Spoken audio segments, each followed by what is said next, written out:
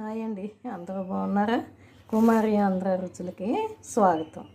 ఈరోజు మనం ఏం చేసుకుందామంటే ఇదిగో పొట్లకాయ ముక్కలు తరుక్కున్నాను. ఇంకా చిన్న చిన్నవి కూడా తరుక్కోవచ్చు.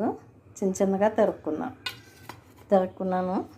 ఇగో పెరుగు పచ్చడి చేసుకుందాం, పెరుగు చట్నీ చేసుకుందాం, పొట్లకాయ పెరుగు చట్నీ చేసుకుందాం.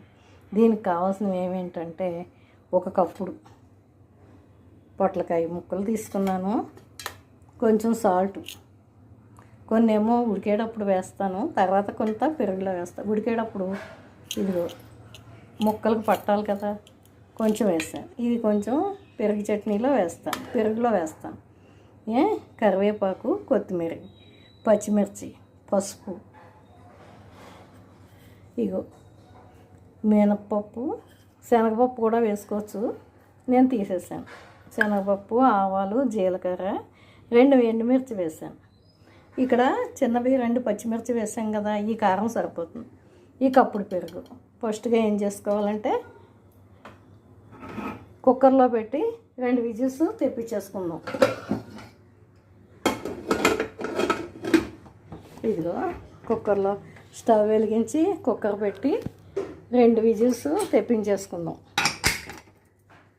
ఇదిగో 2 విజిల్స్ వచ్చిన తర్వాత ఈ వేడి దాంట్లోంచి బయటకు వచ్చిన తర్వాత చల్లారాలి, బాగా చల్లారాలి. ఈలోగా మనం పోపు కూడా వేయించేసుకుందాం. అన్నీ రెడీ చేసేసుకున్నాక ముక్కలు, పోపు చల్లారిన తర్వాత పెరుగులో వేసుకోవాలి. వేడిగా పెరుగులో వేసుకుంటే అది పెరుగు విరిగిపోయినట్టు ఉంటుంది.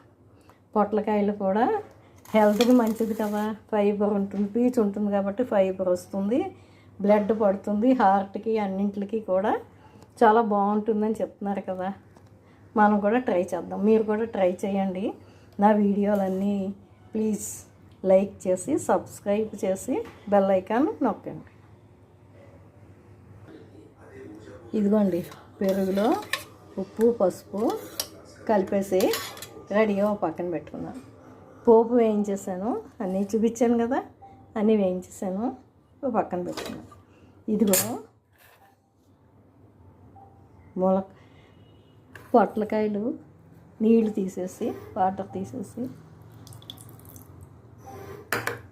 ఈ కప్పులో ఉడకబెట్టుకున్నాను. ఈ కప్పుతో ఉడకబెట్టేసుకున్నాను కుక్కర్లో.